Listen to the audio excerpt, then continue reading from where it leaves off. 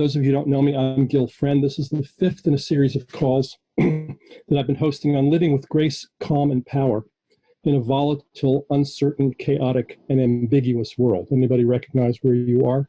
VUCA is the acronym that came out of the Air Force for that. Why are we doing these calls? I'm hosting these to bring together people who care in various ways about a world that works, to offer an opportunity for us to think together and to build our individual and collective capacity to live with grace and calm and power in this crazy world that we're in now. So welcome to the conversation. As always, these are being recorded. We'll send you links for the recording in the chat after the call. Jean, let's go to the next slide if you would. So, we're in an amazing time of change. When we started these calls, we were talking about COVID crisis and climate crisis and the connection between them. And now you look around you and we've got the racial justice issue and police issues exploding in the background, U.S.-China relationships shifting. Back up a slide, Jean. Thank you. U.S.-China relationship shifting, climate still looming, not front of mind on anybody's news agenda right now, but certainly there and pervasive. And in the face of all of this, we see remarkable, what we would say impossible change in the way the world has motivated most of it around COVID, the outpouring that we're seeing around Black Lives Matter. And actually, let's go past this slide if you would. I'm sorry, my bad. Move on. Jane, next slide. Change happens faster than we realize. Somebody once said it takes longer than you think, but then happens all at once. Jane, can we get next slide, please? There we go. Some of you have seen this set of slides from Tony Seba, a 13-year gap more than 100 years ago. On the left-hand side, Fifth Avenue in New York City, all horses, no cars, actually one car. 13 years later, all cars, one horse. The blink of an eye. So this is not in tech time. This is 120 years ago. Things just flipped completely in 10 years. Take the next slide, please.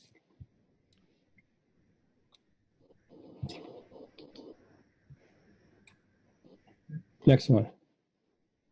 And many of you have seen these technology adoption curves where it takes decades for new technologies to come into the culture, and then fewer decades and fewer, and just 4G in a decade, iPhones, rapid change. Next slide, please.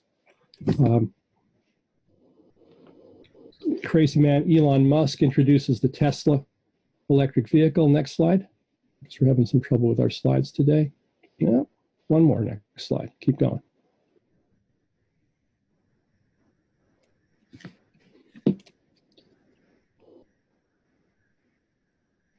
Well, I guess we're not going to get there. So there you go. So, Tesla just jumps away from the pack and becomes the dominant electric vehicle, not just electric vehicle, the dominant luxury car on the market in just a matter of years. And now the Tesla Model 3 is the top selling car in the United States.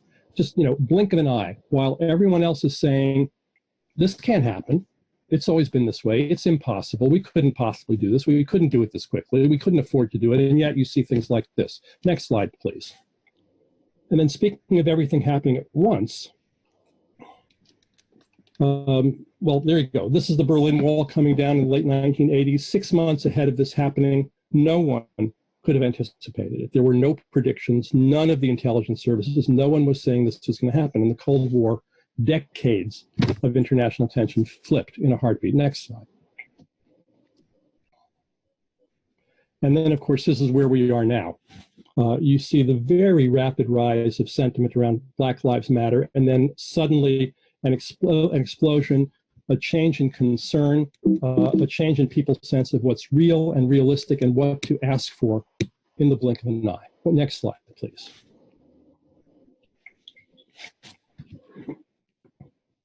Our slides aren't cooperating today. Sorry about that, folks. One more. And so here we are today. I've been really struck. A lot of the chatter that I see on social media is people saying, with absolute certainty what's going to happen around COVID, or with absolute certainty what the election is going to be like in November, less than 5 months away, by the way. And yet, if you think back to December, no one anticipated a global pandemic. No one anticipated an instant shutdown of the global economy. 4 weeks ago, no one anticipated this happening on the streets in hundreds of cities around the world, with a fervor and a diversity in the crowds, and a remarkably, just incredibly heartful spirit. In a place where there could be enormous rage, there's also enormous heart. So here we are. Next slide, please, Gene. And the great Pete Seeger said some years ago, he said, history gets made when people come to the same conclusions from many different directions. And here we are now, and that's the challenge for all of us as people working for change. What are the conditions that give rise to this? It strikes me that one is that there's urgency. Second, there's an underlying sense of care, things that people care about that get brought to the surface in a particular moment. And third, there's our capacity or our readiness to act when these situations arise.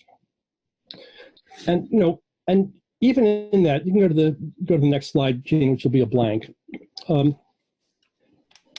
And so we have this mounting enthusiasm, but let it be said, there's enthusiasm on the other side as well. We've seen police officers, not only some police officers take the knee, but in other cities, police officers have resigned in opposition to the tighter controls that they know are coming. We still see a steady 30% support for Donald Trump, despite everything that we're witnessing. And we see very dramatically this weird phenomenon of confirmation bias, where all of us, me included, and I suspect you included, have a very selective approach to what we pay attention to, right? We look for the data that confirms what we already believe, including the belief that we can know what the intention of other people might be. And I say this not to be nice. It's not about being nice to the people that we disagree with, but forging our own strengths and capacity to live in a diverse world where people disagree, where we have to forge new kinds of agreement. Initially with those who share our concerns, and eventually, hopefully someday, we start to stitch together the social fabric of this country. But we have an interesting piece of evidence now. Gene, go to the next slide. The pandemic has shown us that we can take action at speeds that we did not think were possible, with coordination that we didn't believe was possible, and on a scale that we didn't believe is possible. And remarkable, without the cries for predatory delay that we are used to in our entire lives, such as, how are you going to pay for that? How many times have you heard that challenge thrown down to any good idea? Or, yeah, we want to do that, but we need to take things slowly. So the question that we, in this case, myself and a dozen of my favorite competitors, sustainability and business strategy consultants and climate activists, brought to 80 of the world's leading companies 10 days ago, to ask them, what if we could bring the speed and scale and scope and coordination of your pandemic responses to the other mega issues that are looming before us? Next slide, please. And so we proposed to them to sign a covenant. Oh, there you go. I'm sorry. We've got linkage synchrony problems here. And you can read the text here. I'll read it as well. Actually, does someone want to volunteer to read this? Let's have someone pop a hand up.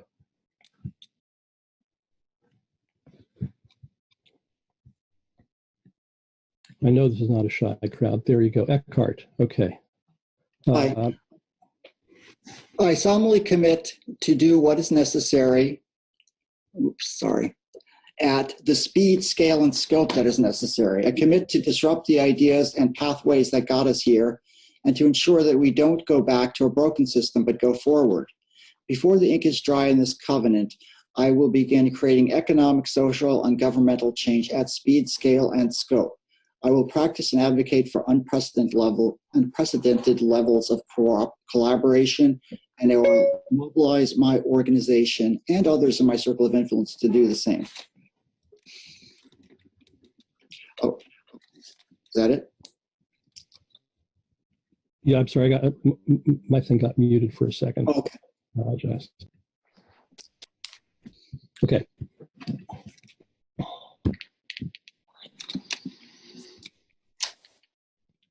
Sorry, guys. I'm having tech weirdness over here. So, as I said, we presented this in a gathering of 80 companies, companies who you'd consider leading players around sustainability, social justice, and the like. Half the hands in the room went up instantly. People said, yes, we're in. Now, these were individuals. And so the challenge we said to them is, this is not about you just signing on to this, but bringing this to your company, challenging your company to take on this commitment. And that process is underway now. So the question that we're really asking to them, and the question that I'm asking to you, next slide, please, is in this moment, what would you attempt if you knew you could not fail?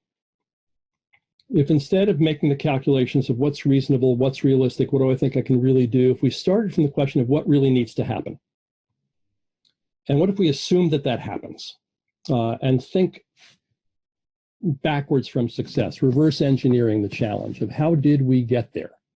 Not how do we take the first step today to an imagined utopian future, but if we could get there, if we could have an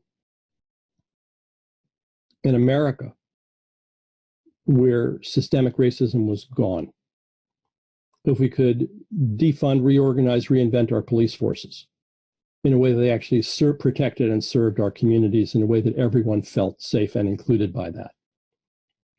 What if we start with that and say, make the goal really clear, and then think, well, what were the last steps that got us there?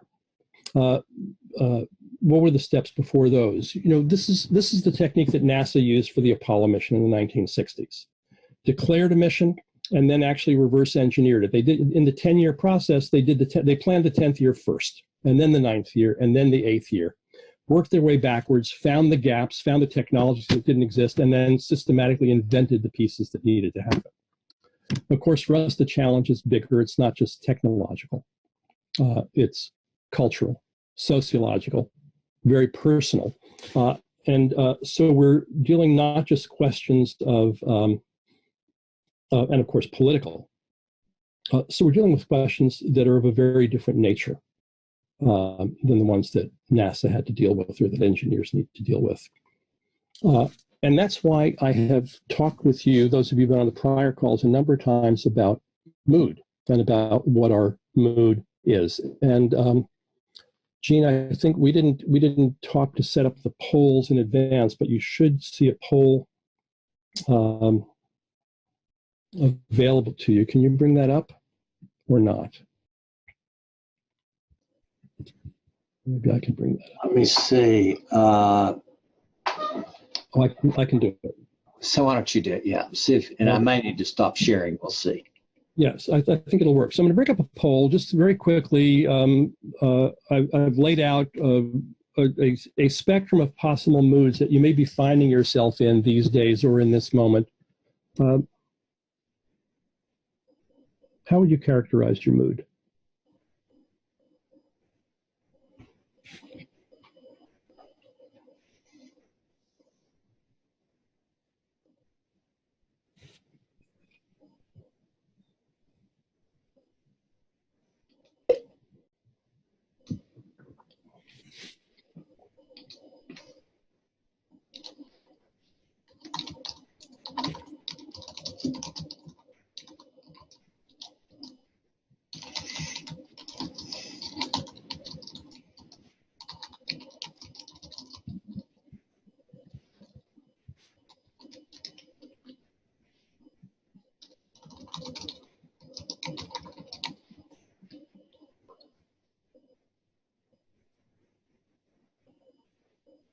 Catherine, sounds like backcasting exactly what it is. Some of you are familiar that this is a technique that's been used in the natural step framework and other approaches. It's a powerful tool when you're facing an impossible challenge, when you can't see how the available first steps will get you to where you want to go. I see some people, the submit button is not working. It does seem to be working for most everybody. So don't know what to suggest to you on that. There are two questions. I missed that there were two questions. So the submit button only works when we've answered both questions. Thank you, Chauncey. You scroll down your screen for the second question. I didn't realize that was coming up at the same time.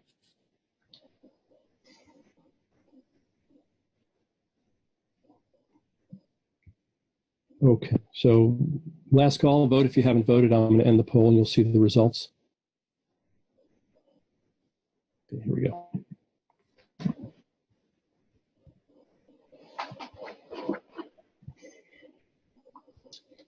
Let's focus on the first one for the second, not the who you are, but how your mood is now. Martin Heidegger, the philosopher, said that moods aren't just symptoms of physiological changes, or like we think of as emotions, but they reveal something. They reveal to us the significance of the situation that we're in. They're foundation for our judgments. They connect us with a sense of what matters to us. And I would say more than that, they predispose us. They actually affect our listening, what we're able to perceive in the world, how we engage and encounter the circumstances that we're in. Go to the next slide, Gene, if you would.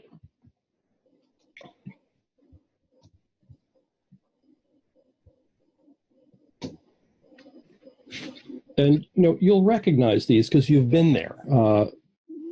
And here, Fernando Flores and B. Rouse characterize these moods as more productive or less productive, meaning not they're good or bad, but moods that obscure possibilities or that reveal possibilities, that constrain your degrees of freedom or that open your degrees of freedom. Gail, there's a request that you speak louder. Some people are not able to hear you. Sure, let me crank up my volume full. Is this better, Gene? Need to ask Chris Rosen. Okay. Chris, are we doing better now? Yes. Thank you. Thanks for raising that. I'm going to proceed. So, your mood is not so much your feeling in the moment, but the state that you live in. The state you're in before your feet hit the ground when you get out of bed in the morning. And when you're in a mood of resignation versus a mood of resolution, you move differently in the world. You hear differently. You engage differently with people. Let's go to the next slide. Just pulling a subset out of that list. This is a matrix from Robert Dunham, a student of Flores, that took 4 very familiar moods and laid them out on these axes of positive and negative, active and passive. So ambition is a positive mood, opens possibility, and it's active, whereas acceptance would be more passive. Let me actually unpack these a bit more on the next slide, because every mood has behind it or within it an assessment, and a judgment that you are making in the world about what you see and the future that you see. Go to the next slide. And so here you have that unpacked a little bit. Ambition, the future holds possibilities, and I like it. And I know and noticed that 40% of you indicated that mood. 28% determination and resolve, which I would put in sort of the same mode. Very few here. No flagging of resentment or anger. Resentment is very common. It's, others have determined my fate and they are to blame. It's their fault. And, implicit in that, there's nothing I can do.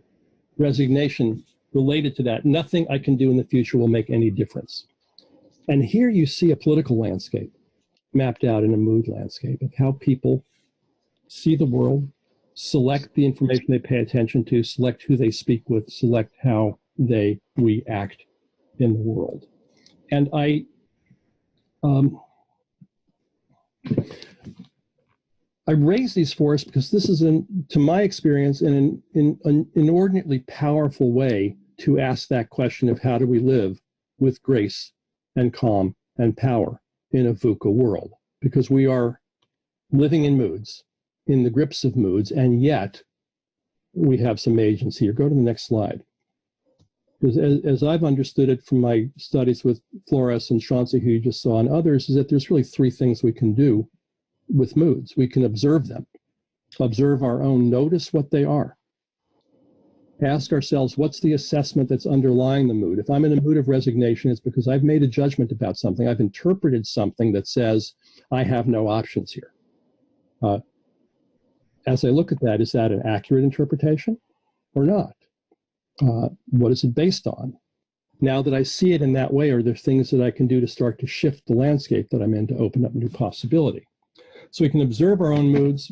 We can cultivate our moods like an athlete cultivates a physical skill, or like a musician cultivates capabilities in their body to generate beautiful music, or like we cultivate a garden. We don't just throw seeds in the ground, but we prepare a soil that is rich and nurturing in order to enable something to grow and to emerge from it. And third, I'm told, and this is a place where I don't have skill yet, is that, but we all kind of do this a little bit, is that we orchestrate moods. We affect the mood in a room that we're in. We set the tone for the mood of a meeting. An orator shifts the mood of a crowd. Something has shifted the mood of this country in the last month. And so big possibility here as we start to think about and engage this. So let me stop here and ask you, let's discuss together, what does this provoke for you? What has it stimulated? What questions has it raised? We can take the slides off the screen for now. And as always, raise your hands in the participants button if you want to chat, or of course, feel free to comment in the chat bar on the right.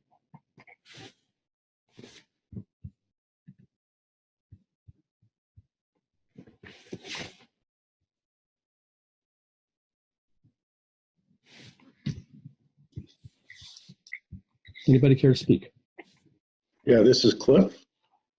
Good. Hi, Gil. Hi. Can you hear me? I think what has been revealed is the polarization around race is a manifestation of the broader polarization around how people want to live their lives. And to me, this is the whole cultural issue. And I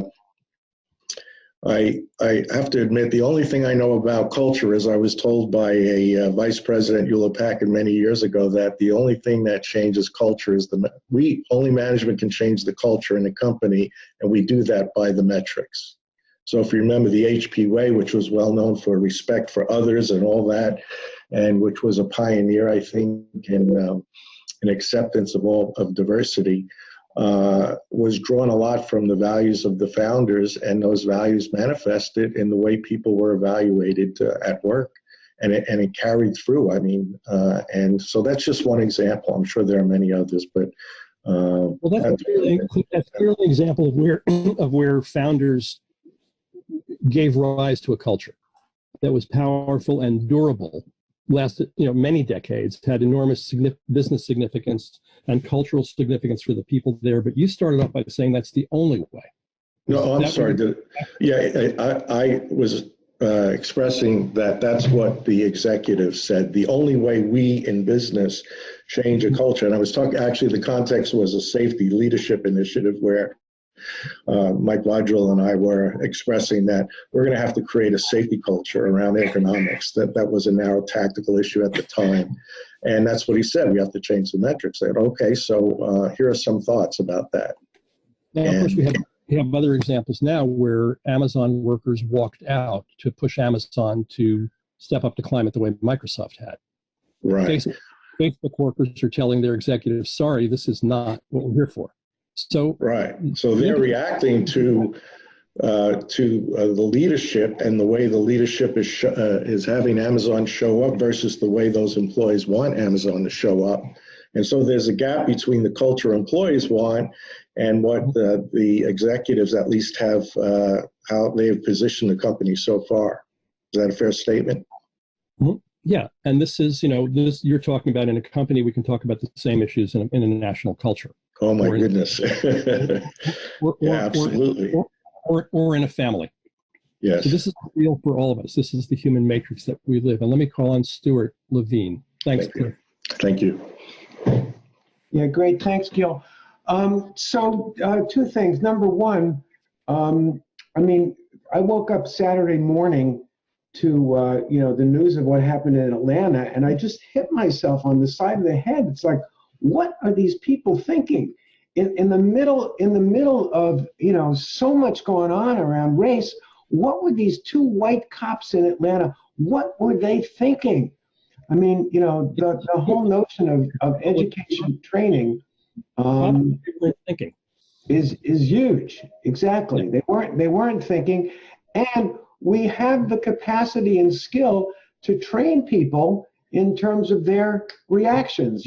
Cops have been trained to shoot. Well, they need to be trained the opposite. So that's one piece. The other piece, just in terms of the cultural piece, is I've always believed that culture is held in relationships in any organization, any context. And you can impact culture by being more intentional around what are agreements between how people will treat each other. All right? Mm-hmm. Most things are not spoken, and we need to be much more intentional about spoken agreements about how we'll treat each other, whether it's a family, an organization, a team, a country. All right? But like I say, most things aren't spoken, and most things can't be spoken. You can't generate a list of what to do in every imaginable situation because there's an infinite number of them. There needs to be something much more compact and generative. In the case of police culture, who you hire. Yeah, absolutely. how you train them, how you manage them, what expectations everybody knows are there, and how those are carried forward and enforced. The level of police violence in the United States is so higher than in other advanced countries. I saw a video last year, some of you may have seen this, of two. One in the United States is a man, a black man, of course, standing on a lawn with a knife, surrounded by about 8 or 10 police officers at a 20-foot distance. And he's clearly messed up. He's in trouble. He's belligerent. He's yelling. He's waving the knife. They're yelling things at him. And at some point, one of them shoots him, and then all the other guns go off, and he falls dead with 20 bullets in him. Okay? Similar situation in Switzerland, where, a guy with a knife surrounded by police, unstable situation. He finally he starts to lunge at them, and one of the officers shoots him in the leg, and he drops it. And they come and arrest him. Similar situation in Great Britain. Man with a machete on the street, also a black man, also, apparently out of control. 8 bobbies come around him with full body shields. You've seen the shields that police have in riot situations. They circle him with the body shields, and as a unit, they move in and move in and move in until he is just surrounded by these body shields, and he can't do anything. And they take him down and arrest him. Similar situation, 3 completely different responses, not because somebody on the scene is thinking about what we should do, but because they've developed in their body and in their joint operations together as a team, a way of encountering a dangerous, uncertain situation and responding with different options. Stuart, thank you for raising that. Alan Haber, please unmute yourself. Yes, hello, Gil. It's so nice to see you after these years. Yeah. So there's so many things I would like to say. I think that the shift that we need, this is a broken system. There's a general recognition that the system is broken, whether you call it medical or housing or education or whatever it is. What is the system? The system, I think we need to think of as a system of war, of domination. And that is what has prevailed in this sense that for the affirmative action to work in the corporation, top management has to think about, has to approve it. Otherwise, nothing changes. That's what the science says. And we have to move from that system, a cultural change, into a system of peace and caring, sharing, helping, healing, recovering. And that is the opportunity now to see that these experiments in mutual aid and community coming together are really shifting from relying on the government and the corporations to do it for us, to do it ourselves, in some sense of creating the community commons. That's the opportunity, I think, and it is really away from the war system that has dominated all the social relations. And so that's what I'd like to just put in. Let me ask you to be concrete. How does that start? How does that happen in your experience? Well, when you said if I could do anything and work back from it, I would say, and you know, I made the table for the meeting to make peace in the world. How do we envision the peace meeting of the community and the police, and come to the table, put down the gun, put down the coercion, and come to the table to talk in whatever the situation is, and make the table the image of the transformation? Alan, thank you. Appreciate that. Chris Rosen.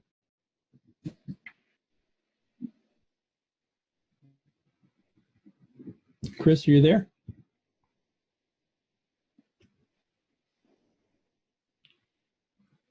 Chris, I'm responding to this conversation, which is focusing on the police violence and the sense of emergency that we have now. Mm-hmm. And given that our broader purpose is to talk about corporate environmental sustainability and societal sustainability, what strikes me is that I feel more hope around police violence right now because there's so much awareness that didn't exist before, so much concern that's been elicited by all the videos of all this obvious police violence. You really can't say it's anything less, and people rallying around the idea we have to do something about it.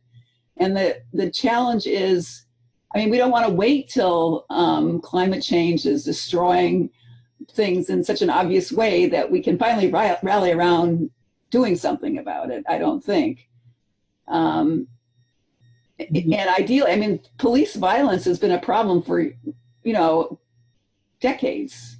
And we've had some videos for a number of years, and we've had Black Lives Matter, since 2015 or 14. I'm not quite sure when it started, or 13. And so I guess I want to ask everyone here, how do we, what's exciting about right now is that people, you talk about we have to get people to the table, and we're talking about that in a hopeful way, that we can actually get them around the table to talk with one another. Well, we're kind of getting a lesson in not what we have to do, but in what happens. Something shifted 2 weeks ago with George Floyd's murder. Right. Maybe it was because that 17-year-old girl was brave enough to run the footage, run her phone the entire time. Maybe it's because of how that video got out. Maybe it was the way the cop looked at the camera. But something shifted in all of us.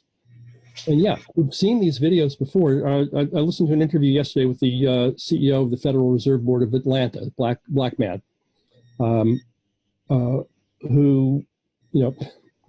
talked about how he, even in his elevated position, is still scared every time he goes walking on the street in Atlanta. Right. And he said it's like the scales have fallen from people's eyes. People are looking at what they've been looking at for their entire lives and all of a sudden can see it differently. Chris, thank you. Let me move on to Harvey Stone. Harvey, can you unmute?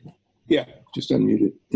For me, the biggest surprise in the last 2-3 weeks since George Floyd was murdered was the incredible range of people who have come forward, from all the people participating in the protests, to the military leaders, to cabinet members that are speaking out. I can't remember a time when the range of people in organizations have come together. And for me, the critical piece here in the next several months, or 147 days till the election, is that Trump, for the first time, to me, seems really vulnerable and wounded. And yet he's a very dangerous man and a very smart man when it comes to politics. And that there's going to be some kind of a reaction to the actions going on now. We know that. Mm-hmm. That this is the time to not stop, but to actually do more, whatever organizations we're involved with, any way we can participate in this election, to get him out of office and Republicans out of office, the enablers, so we can move forward with all the possibilities that are out there in terms of sustainability, in terms of food production. I mean, it's incredible. But we gotta get these folks out of there. So for me, this is the critical period for all of us to pile on as much as we can. Mm-hmm. Thank you. And we'll come back to that a bit before the call is over. So thank you for raising that, Harvey. Bruce, last hand up, and then we'll move forward to the next phase. Bruce Preble. Great. Thank you.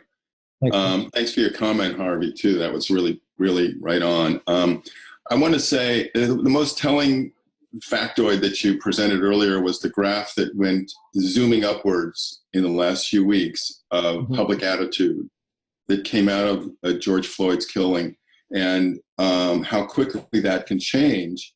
And I suggest that we look very closely, because ordinarily we think of, well, how can I change my city, and then from the state and then to the national, or how can I make them change because they're in charge? And I think the message is that the culture has changed before the structures, and now everybody is racing to catch up with the culture. And the kind of change, the question is, how do we continue to feed the means of change, the mechanisms, if you will, of change, of culture, to keep that happening at the peak? Because the politicians who seem to be in charge are suddenly going along with the prevailing wisdom of all of us that's being expressed in so many ways, as to me, as a reflection of where our culture has moved. And how do we continue to feed that? Yeah, and how does the culture move? I mean, this is a mystery. How do we continue to feed that sudden, rocketing upward of the graph around support for Black Lives Matter came after years of it not being rocketing. But the issue being, leadership being alive in the Black community, being nurtured and raised again and again. Most of us were asleep to it, I will say. I can't put my finger on any of you. I know for me, it was something I was aware of, but it was not front of mind for me. It's not something I dealt with every day.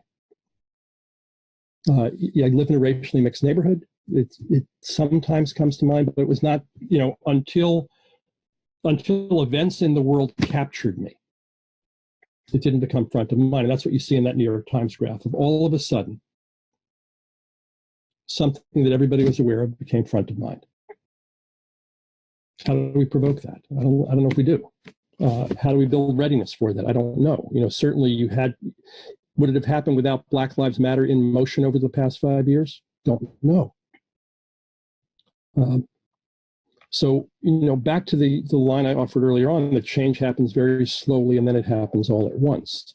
I think the question for us is, what do we need to do to cultivate the awareness, the listening, the conversations, the relationships, the skills, the commitments, the actions that move it steadily forward a little bit and have the ability to move it forward a lot when the door is open? Sheila Jacobs, then we're going to move on. Thanks, Bruce. Sheila, got to unmute yourself. Thank you. You can hear me okay? Yes. Hi. Thank you for the opportunity. I'm a trained, licensed marriage and family therapist for 30 years. I grew up in a different kind of family than most. I grew up in an underserved community of signing deaf community. My dad was a well-known deaf leader nationwide. My deaf sister also, my deaf grandparents. So I'm just speaking to all of you today because I just want to acknowledge the diversity or lack of diversity in the demographics of what I just can see and what I've heard so far and who is feeling comfortable to share. So I'm taking a risk, and I'm going to talk in a way that my community talks so that I can share my point of view. My experience in training for 30 years is about dealing with multi-generational family patterns that are healthy or unhealthy over multiple generations. And what I'm not hearing is, it seems to me the Civil War never ended. And it seems to me that we need to look at, why did white folks accept slaves in the first place? Because whatever was the reason behind that, I believe, has continued to this day. And I think that men, especially what I see demographically present on screen, the way that you're talking about these issues is very different than other communities talk about these issues and how we talk about them. Mm-hmm. So I'm just sharing with you my feeling that I'm listening to this, that no, these things did not just happen 5 years ago because of Black Lives Matter. I mean, I think that people have been trying to say this has been ongoing since we allowed slavery, perpetuated it by the people who did that.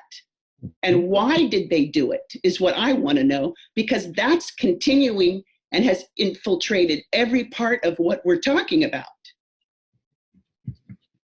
Sheila, thank you very much. I would add to your question of why did they do it, you actually said this before, is why did we allow it? I'm very curious because I don't hear any conversation about the origins. All of this is all as a result of all the stuff that happened from those people early on. What would you say? That also came in and took land away from other people. So I'm not hearing a conversation that's really historically aware. And what I'm hearing from Black Lives Matter is they've been trying to yell and scream this message for a long time, generations. I was married into a multicultural family in Oakland. I grew up in Oakland. Mm-hmm. So this just because you guys haven't been able, people are saying it wasn't on my radar.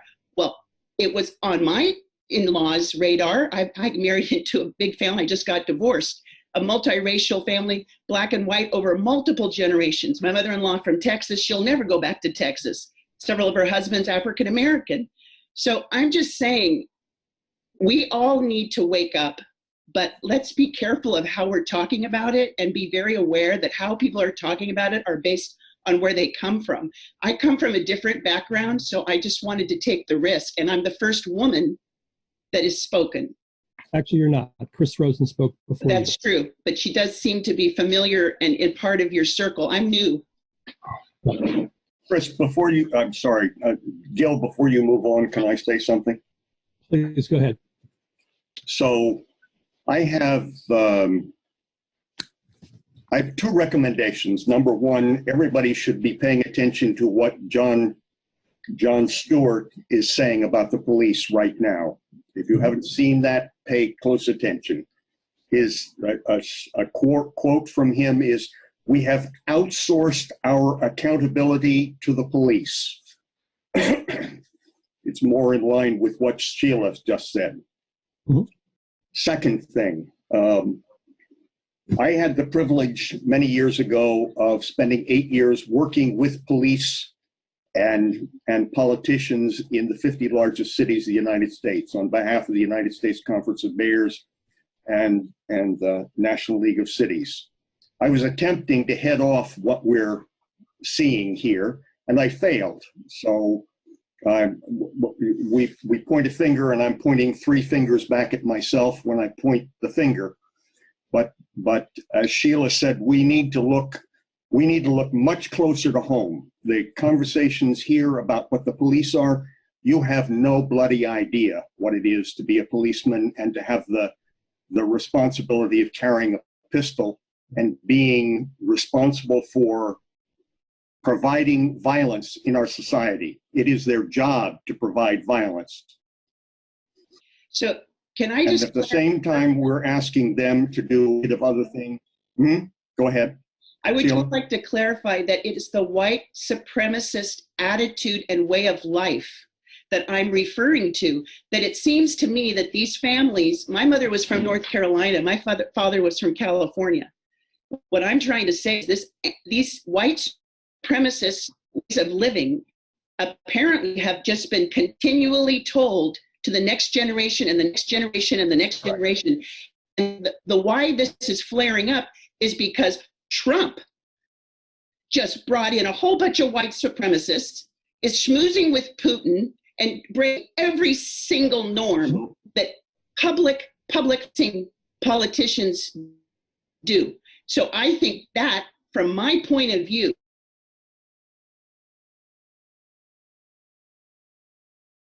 Sheila, Sheila, I'm going to interrupt you right back. Doesn't have to do with a lot of Sheila, things that go on in our family. I'm going to interrupt you right back. Trump is our kind of guy. That's the problem. He's not an anomaly. He is our kind of guy. He is the white kind of guy in the United States, and we don't acknowledge that. And I'm going to recommend one more person. We should all go look at Jane Elliott, who is a anti-racism lady who says things very similar to what you're saying. She does a shtick where she asks the white audience, will anyone who wants to live the way that Black people in the United States live, please stand up? Nobody stands. Then she asks it again. Nobody stands up. And then she says, look, you've just demonstrated by not standing up that you understand fully what I'm talking about. And you understand, we all understand fully what you are talking about, Sheila, and we do not acknowledge it. And the finger needs to be pointed back at ourselves, not at Mr. Trump. Mr. Trump is a buffoon and a rock star in a weird and unfortunate world. But the problem is us. So thank you for your comment. Gil, thank you for opening it the way you've opened it. I'll shut up. Thank you both. Chris Rock drives that point home even less subtly than the person you referred to did. He says, he says, nobody wants to trade places with me, and I'm rich. There's no white man that wants to live life, even as successful as I am. Right. So, and we all. So Gil, I'd like to weigh in here, having worked. Jan, yes, go ahead. In this arena, I had the privilege of working with Mayor Bradley in the 80s. Obviously, a Black mayor and police chief, and was very horrifically inducted into this world because of the habit of the LAPD to kneecap any Hispanics they stopped for a traffic violation. And the jails at the time in LA were filled with Hispanic people who had been stopped on some routine pretext and severely injured. So the war on the population of the United States, manifesting so much today in the great revelation of the last few weeks, has been very apparent to me since the mid-'70s. And just to put it in historical context, at the time of the American Revolution, there were 500,000 white slaves in North Africa and the Middle East. I have an ancestor who was a slave for over 4 decades in my family. So slavery was a global institution that was affecting everybody. We have this myth in the United States that we ended slavery in the world. We did not. The British Empire and bombing out the slave place down in Africa, and they started the movement many years before us. And when we quote unquote won the Civil War, and I'm very involved in that. My great-great-grandfather was the convener of the Gettysburg Address and the founder of the cemetery that the Battle of Gettysburg was fought around. So this has been very, very present for me for decades, this whole situation where what happens in the Black community is happening everywhere.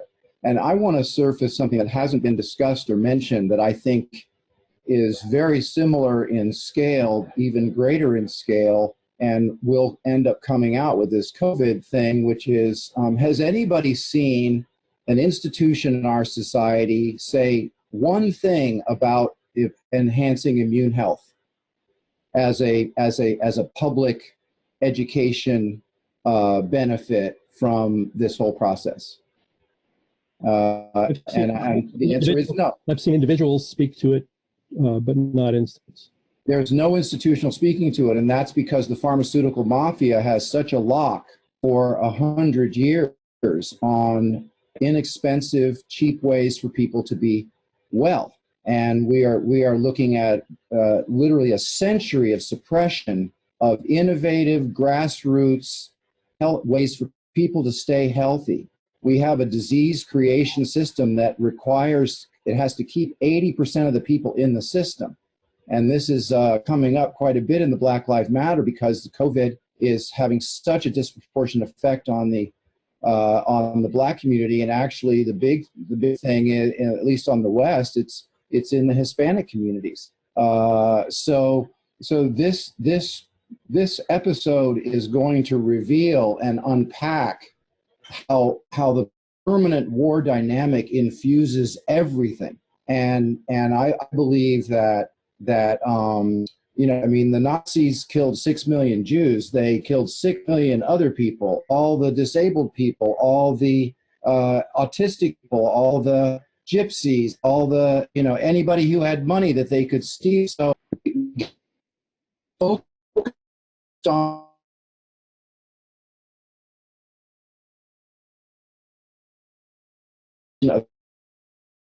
going on since World War II, and I'm looking at 20 or 30% of the population is seen as expendable. A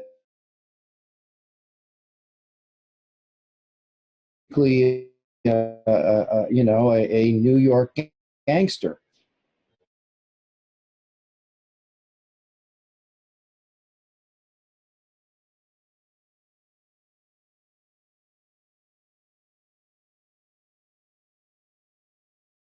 Happen if like to understand that the civilization has grown over like things like banking getting created for the benefit and slowly co-opted and take it for their own. Civil War and has continued to win because counties in the United States with Black and Black party system kept them running the Senate and the Congress. We had Civil War from a country point of view, and this is my opinion. Being the North or whoever thinks we ended slavery. See this moment, and this moment today, a month ago, or 3 months ago, or 6 months ago. I see a wondrous process where the call the process of collective will, which is the small groups of people, 4 to 6 people, to come to. We are now all across the planet forced into small groups. We're being forced to confront all the wound matrices we have. There's a massive grassroots thing called the ACEs test where families are sharing their traumas. We're literally being forced into building a global commons. We will end up, I believe, with an extra-governmental institution similar to the clans and the Presbyterian assemblies that will self-organize. But right now, we're all being forced to get really focused with our family. If we had this in place, how many decades-long disconnects, families have been at each other connect for years. How many of those things are now having to come to the surface and be healed for all of us? So I'm very excited that the fundamental structure of human life has been changed in the last 60 days, and every one of us, the transformation of education, the move to digital, I'm thrilled about the whole thing, even though I know it's tough. The remarkable thing about this moment and what I'm seeing in the nation so far by in the chat is that there's this odd sense of possibility in the room here. There's a sense that something is in motion, as horrible as much as it is, there's something unlocking, doors opening that maybe we can try. Given the momentum in the conversation and what I'm sort of scanning, I can't read the whole thing. I was going to take us to break in about 10 minutes. Like it's probably more fruitful to stay in the round.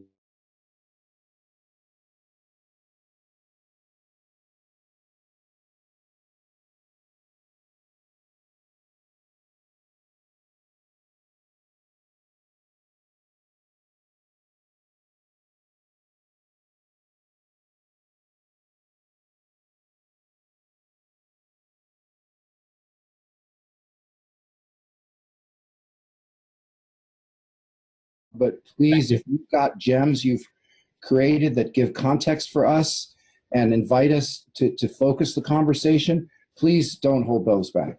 Well, you know that I'm not shy, and I focused with my opening, and I want to have more time to have you speak and interact here. So let me go to Shel Horowitz next. Let me encourage people to not be shy. Raise your hands. If you want to private message me, if you don't want to speak out in the open, we can do that as well. Okay, so Shel. And just technically, everyone must unmute themselves. We can no longer do that from our end. Yeah, so Shel, unmute yourself, please. Okay, there we go. Hear me now? Yes. Okay, good. Yeah, I had unmuted myself, but it reverted.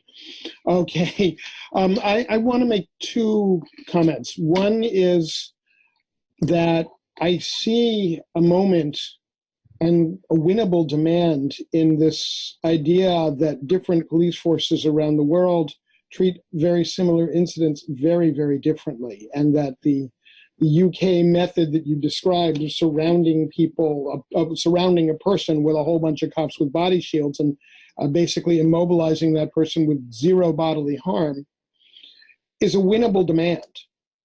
You know, that police in this country reach for the gun first, maybe the taser second.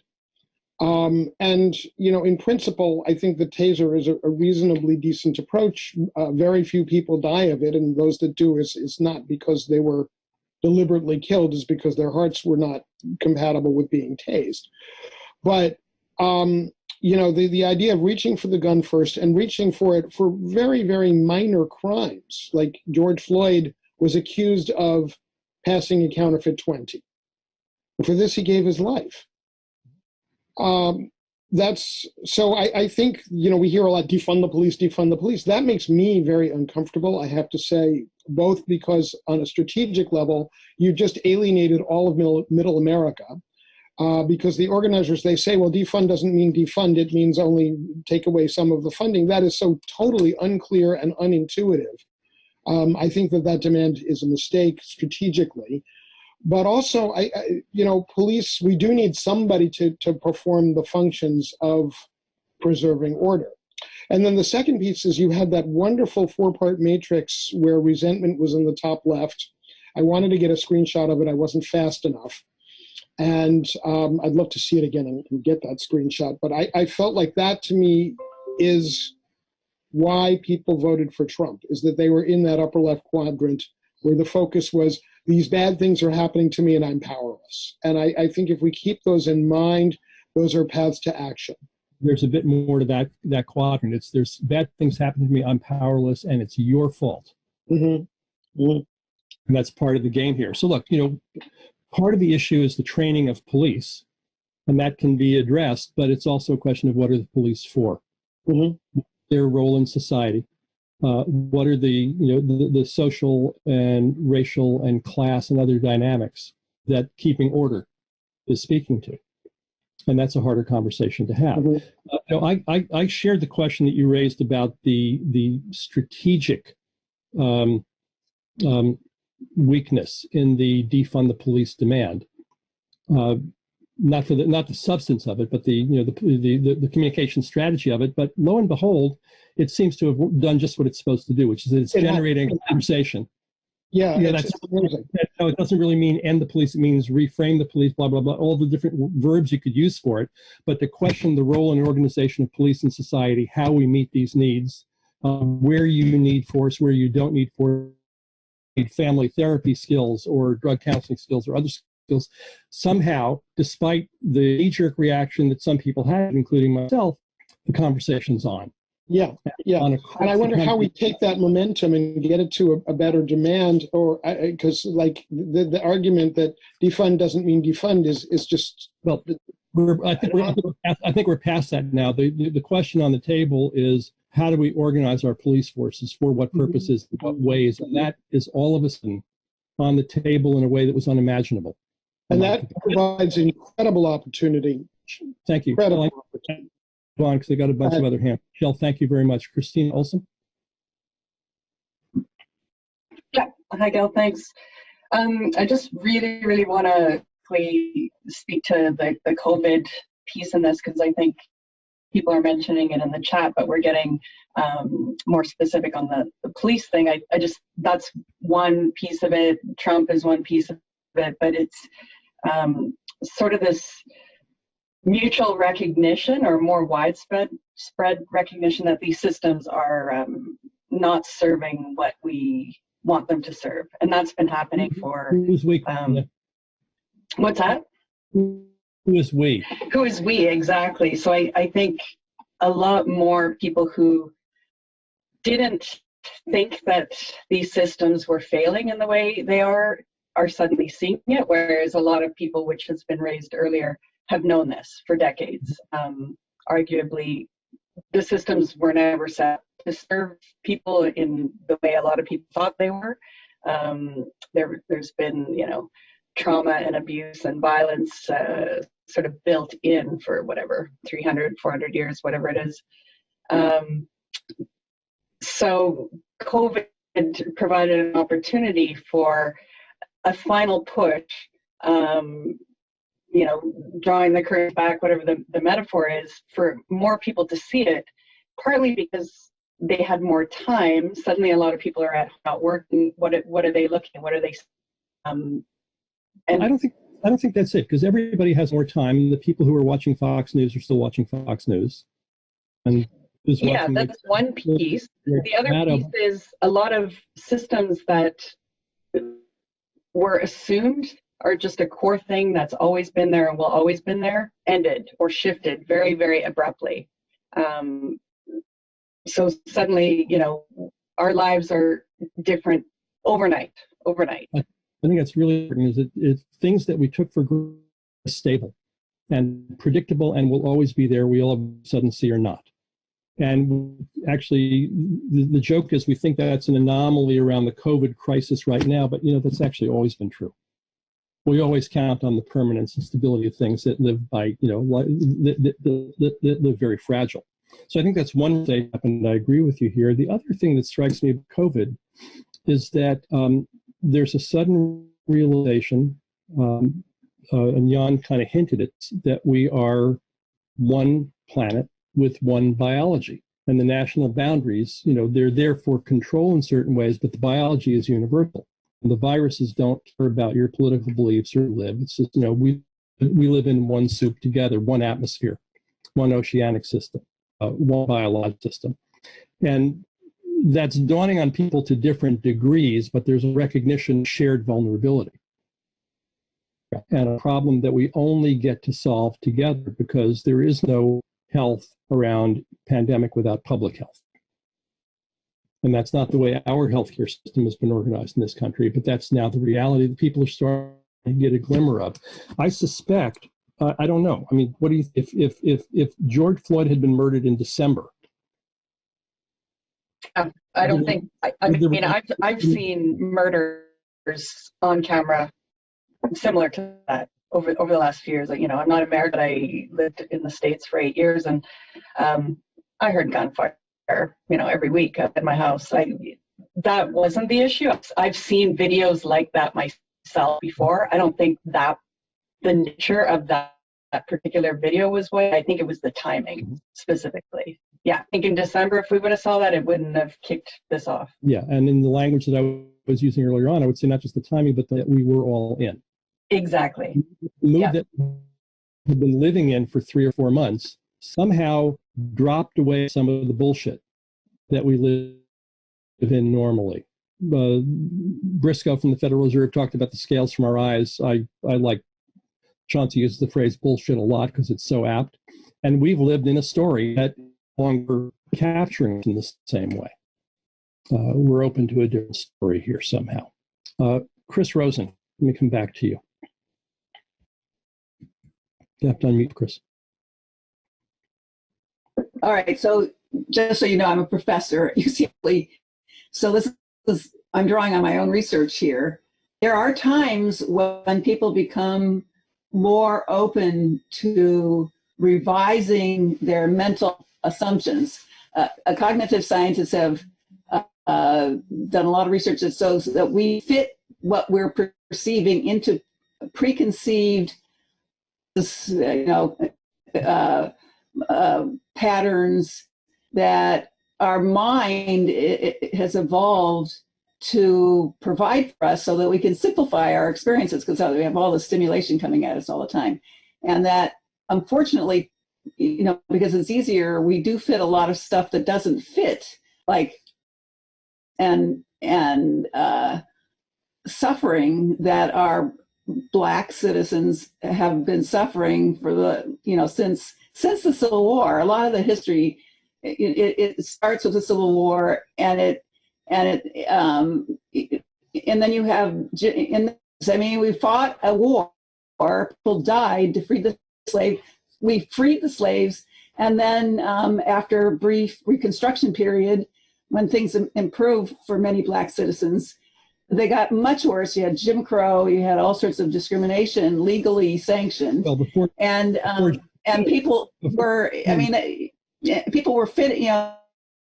We fit what we see. I think it was Christina was saying we take things for granted, and we don't notice that we're moral, God-fearing Christians who love neighbors and so forth, and we don't see what's right in front of our eyes because we're not paying attention.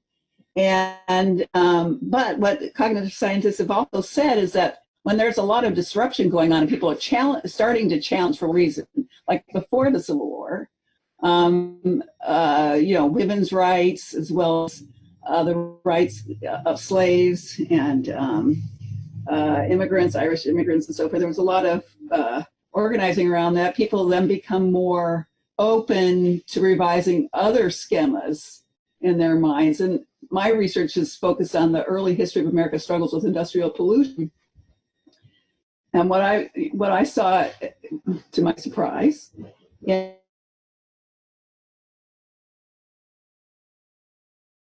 pollution was that judges who just didn't believe that industrial pollution was a problem in these cases, suddenly, starting in the 1860s, during the Civil War and after it, to just assume that this actually is a problem. Something had shifted.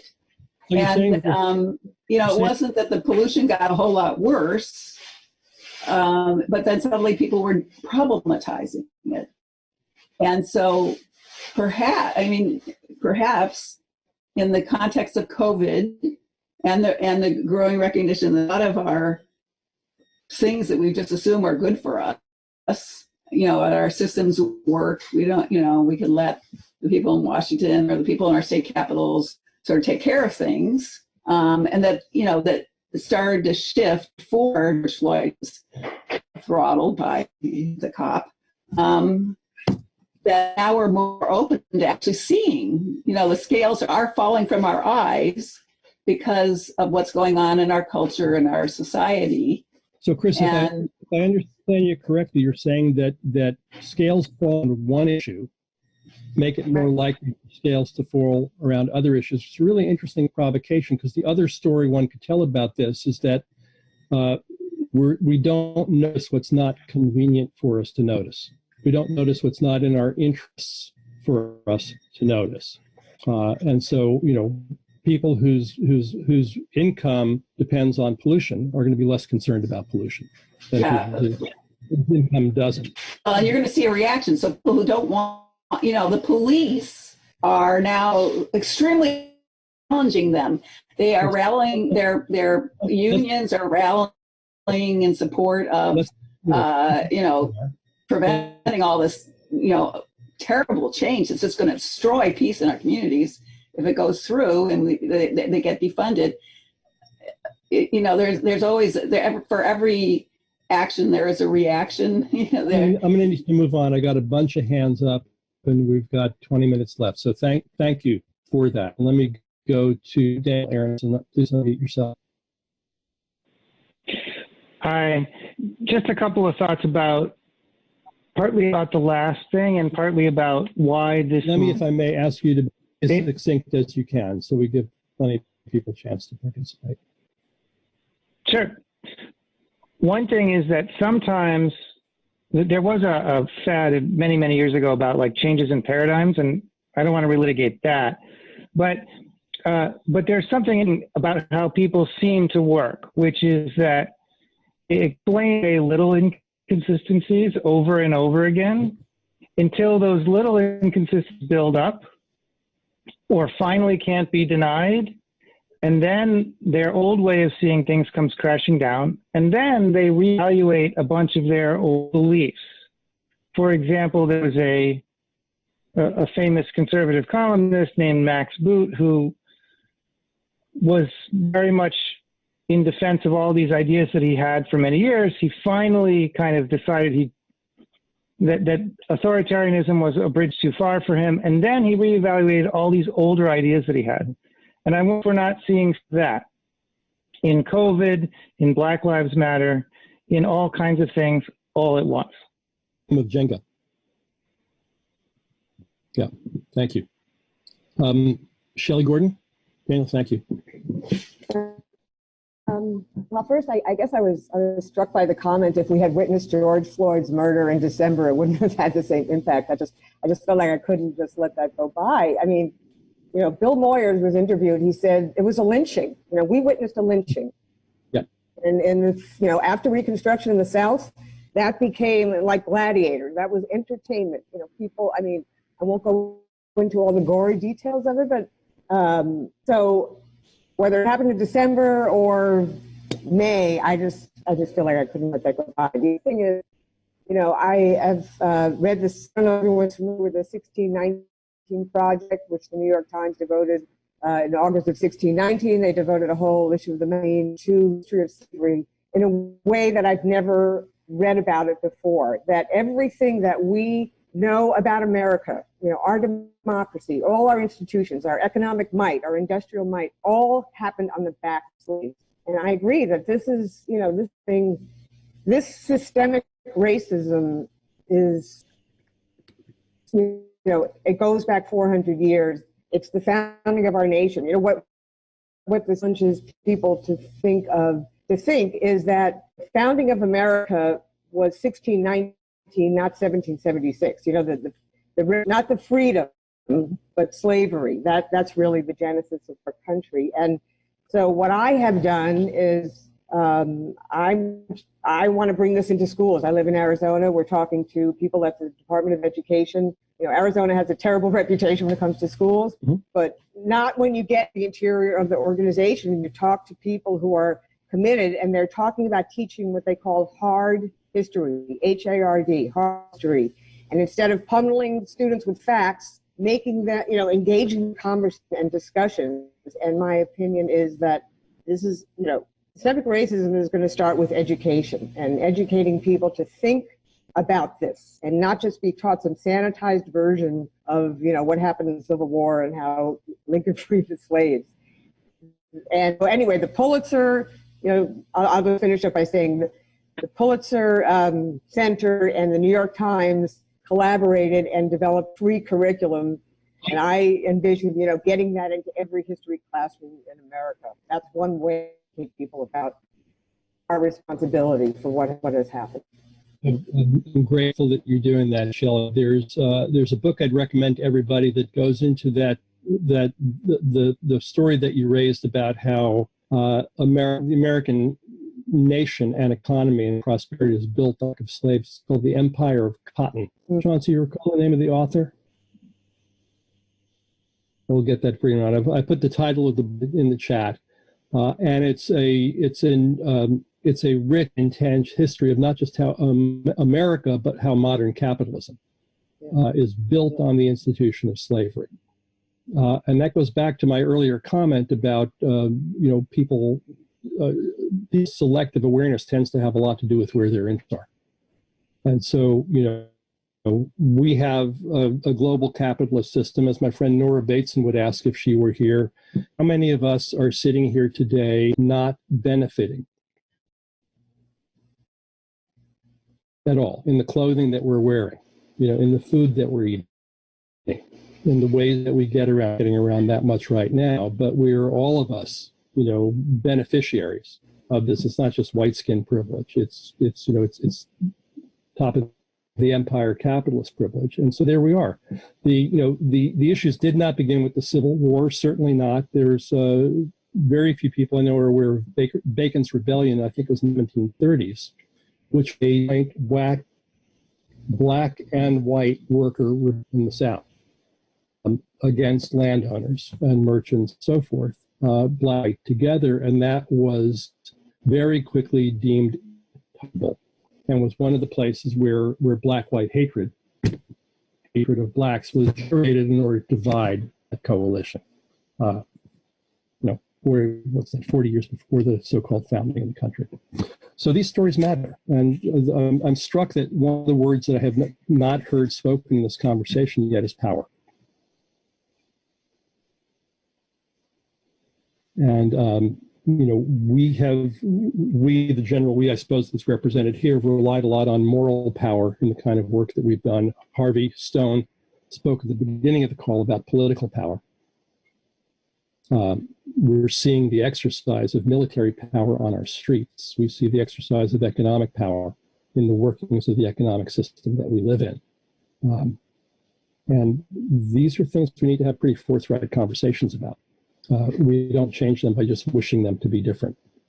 And this is why in the invitation of this call, I talked about living with grace and calm and power.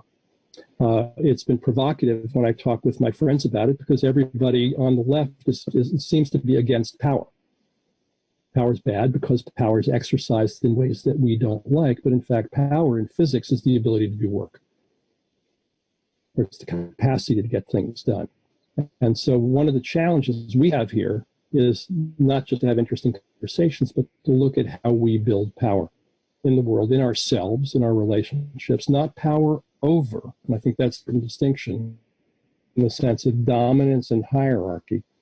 What if we thought about it in the sense of capacity to fulfill our commitments in the world, to care about the things that we care about? And the questions that I was going to share with you for the breakout, see if I can find this here real quickly, which we don't have time to do now, is what has shifted for you in the last 3 months? We're talking about that some, but I would invite you to think about this personally. Really take some time, not just on the words, to examine for yourself what has shifted for you in how you encounter the world, how you encounter yourself, what your moods have been, what possibilities you see. And in the last 3 weeks, because that's another interval in time, what are you committed to? I don't know everybody on this call. I know a lot of you, but I suspect that everybody here has deep commitments about a world that works, that is more just, more environmentally sustainable, more good in the ways that matter to each of you. What is that? And how are you cultivating your mood and your capacity, oops, blank there, to fulfill your commitment?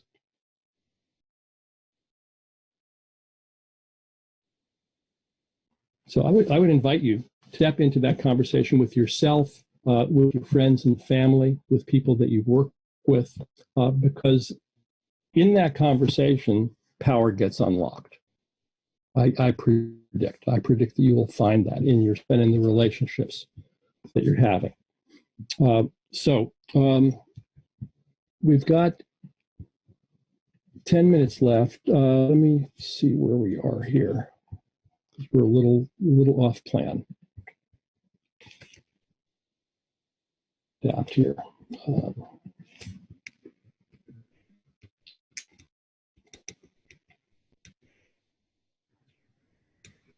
While you're doing that, Gil, I'll just throw in one quick thing, which is really picking up on where Sheila's going. Very close to home, we here in California have our own history of colonialism that is every bit as gruesome, if not more gruesome, than what happened in the South. We have the only state legislature in the history of the country that authorized $25 a head for indigenous scalps, which caused, I think, 3,000 or 4,000 scalps to be turned into the sheriff's offices for money in the state of California. Sean Armstrong up in Arcata has been chronicling the history of the Humboldt community around in very similar terms. Well, it happened in the entire state. So we all have these places where the permanent war mindset has given us what we have today, and it's been underlying everything, all the economic justifications, all the political, all the educational.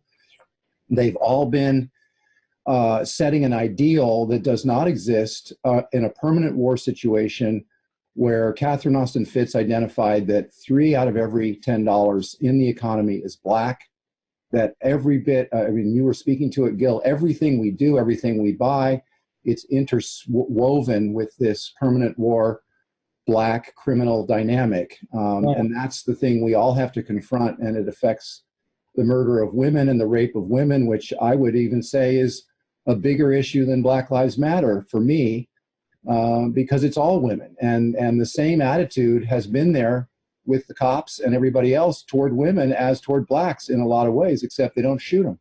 Jan, what's your mood as you speak these words? I'm thrilled that the real conversation is finally happening, that I've been sort of biting my tongue on for 40 years plus. And that this is now a general discussion, and that a lot of this historical context can be brought to the fore with the internet, and we can all work on it together, realizing that we're all victims and we're all perpetrators. Well, I would say the time for tongue biting is over. To my assessment, we are in a once-in-a-lifetime opportunity of social change now. What we're in now doesn't come very often. That's right. It comes at its own choosing, and it's here, and this is our challenge to move on it. So let me actually, in that context and with reference to what Harvey had said earlier, let me see if I can bring up the second poll question. And then I have a question for you by way of closing. Let's see. That's not good.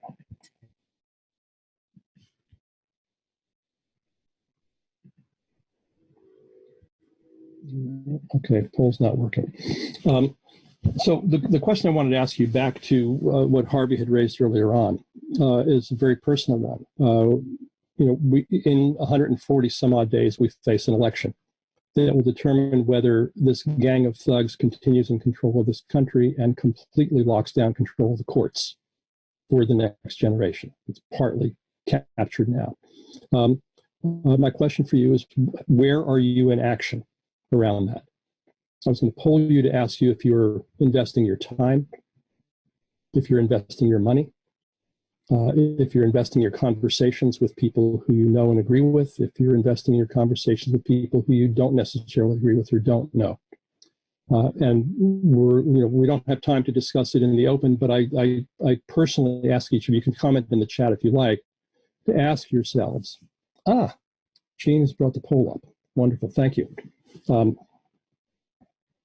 I wasn't able to do that. So take a moment, and I think you're able to vote for more than one option here, I believe. What are you doing?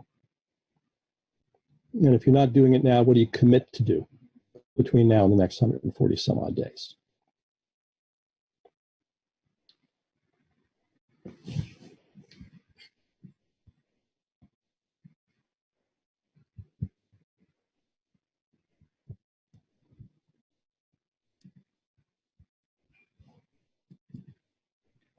And while you're doing that, here's the question I want to ask you. What commitments will you make, and what actions will you take to cultivate the moods that support the stand that you are in the world? Every one of you is standing for something in your life and in the world. Take this question home with you also.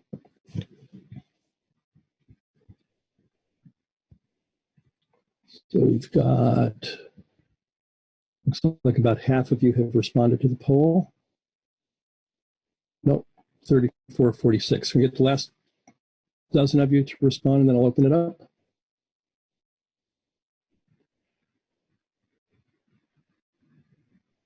Okay, a couple more minutes. By way of logistics, our intention has been to schedule these calls every 2 weeks. There is some glitches that you're aware of from the last mailing. Hope to get back on schedule with that. But also in the interest of further conversation, tomorrow at this same time, I'm going to host a 1-hour call for a smaller group. I'm limited to 20 people, so that we can have a deeper dive discussion on this. I'll send the links out for that later this afternoon. It'll be a first come, first serve registration. The following week, Wednesday, a week from tomorrow, I'll begin the first of the small reading groups. We'll have a text together that we will read together and discuss together. So it'll be a slightly different kind of conversation, deeper in certain ways. Watch for news about that. We had hoped to have that put together in time for this call, but what I've got put together is the schedule. So 12:30 tomorrow for discussion group continuing today's conversation, 12:30 in a week to dive into a text together, and I'll let you know what that will be. Here's your responses on the poll.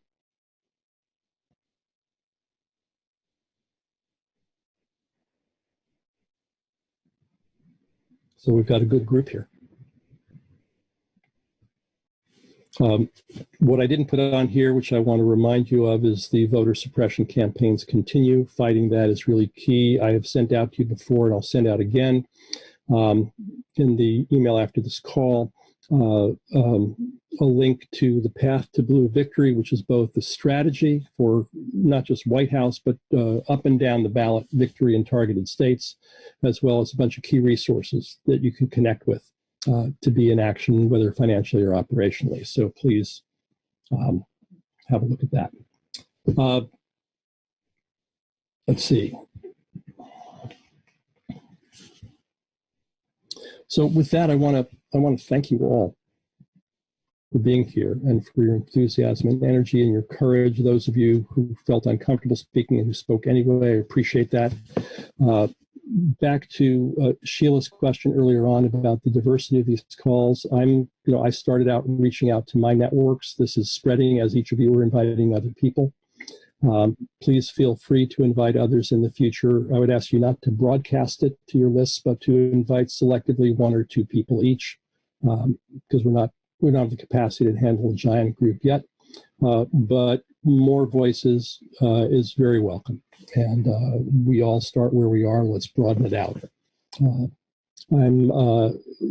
Last reminder, there's been a very rich chat. You can save the chat by clicking the 3 dots in the lower right-hand corner of your screen. Grab it for yourselves. We will post the recording for the call, but it'll probably take us a few days to do that. We'll let you know when that's up, as well as the link to the prior recordings in this series. With that, let me thank my co-host, Gene Dunaway, who's been behind the scenes helping these things work, and thank all of you for your time and commitment and who you are and what you do in the world. I'll see some of you tomorrow and hopefully see all of you again in 2 weeks.